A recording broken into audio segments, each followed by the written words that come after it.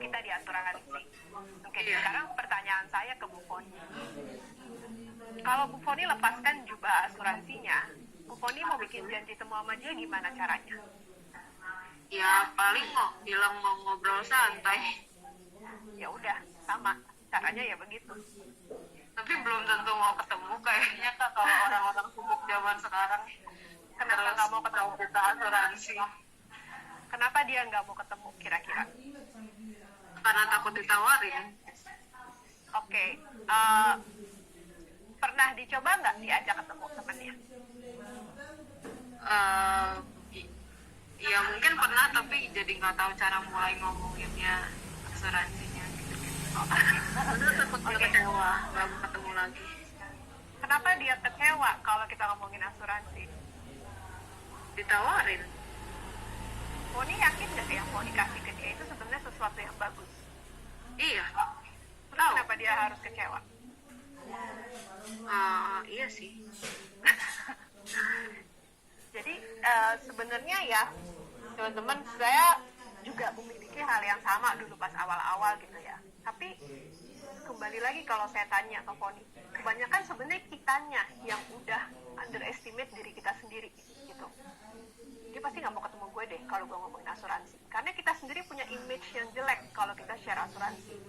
Tadi saya balik tanya ke Foni, Foni emang kenapa dengan asuransi? Foni yakin nggak asuransi itu baik? Yakin. Terus kenapa harus temennya kecewa kalau Foni sharing asuransi? Kan Foni mau bantu temennya untuk punya perlindungan. Ingat ya tadi, kita bantu klien kita nggak jatuh miskin. Kita adalah plan B klien kita. Keyakinan itu dulu sebenarnya yang harus dipunya. Nah, masalah janji temu, saya nggak pernah mikirin nanti, aduh gimana ya masuk asuransinya. Saya akan biarin mengalir aja dulu. Apalagi ini teman lama yang udah lama nggak ketemu, bener nggak? Iya. Ya, teman lama yang udah nggak ketemu, saya selalu diajarin sama mentor saya, kita perlu yang namanya prospecting. Prospecting itu sebenarnya proses, bukan kita menjual diri kita, tapi proses dia menjual ke kita. Prospecting itu adalah proses di mana saya get to know orang ini dulu.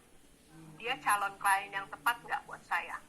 Apakah dia decision maker-nya? So, pada saat saya bikin janji sama teman, ya saya cuma ngomong aja, ketemuan yuk ngopi-ngopi, dan saya biarkan pembicaraan itu mengalir begitu aja. Jangan sampai kita ketemu, otak kita cuma dipikirin dia ngomong apa, otak kita cuma mikir, kapan gue masuk asuransinya. Banyak nggak dari kita yang kayak gitu? Baru juga duduk, ngopi, baru kopinya nyampe, apa kabar lo? Kapan gue masuk asuransinya ya? Gitu. Akhirnya conversation-nya satu arah. Dia juga ngomong sama kita kayak ngomong sama tembok. Karena otak kita mikirin kapan gue mau ngomongin asuransi. Udah nggak dengerin lagi nih teman kita ngomong apa. Pokoknya jangan dijadiin beban. Foni ketemu aja, biarkan pembicaraan itu mengalir. Tugas Foni adalah mengenal dia lebih jauh. Cari tahu tentang kehidupannya dia. Life insurance itu berbicara mengenai kehidupan. Life itself. Gitu. Jadi, jangan dibebankan dengan saya kapan saya harus masuk presentasi. Bikin aja janji seperti Foni lepasin dulu jubah asuransinya, bikin aja janji ketemu. Kamu kan teman lamaku, aku pengen say hi, aku pengen tahu tentang kamu, aku pengen tahu tentang kehidupan kamu, so yuk kita ketemu. Itu aja sebenarnya sih. Jadi dengan sendirinya pasti akan ada pembicaraan mengalir. Kamu di mana Foni sekarang? Insurance. Kamu menawarin asuransi ya, gitu yang agent asuransi takutin gitu kan. Saya kalau tanyain kayak gitu, saya cuma bilang, kenapa kamu lagi cari asuransi emangnya? Gitu. Ya enggak sih, jangan tawarin gue ya. Emang kamu ada apa sama asuransi? Sampai segitunya. Ya terus kita cerita, mungkin aja ternyata bilang, iya gue punya pengalaman negatif sama insurance. Dan kita start ngobrol. Gitu. Aja sih. Menjawab banget Bu Ardita. Ya benar menjawab ya. Oke. Oke, thank you untuk pertanyaannya. Nih ada pertanyaan lagi Bu Ardita dari Bu Murnaria dulu, setelah itu baru Bu Ingrid ya. Dari Bu Murnaria angkat tangan duluan. Oke, silakan Bu Murnaria. Oke, terima kasih Bu. Sharingnya bagus banget ya.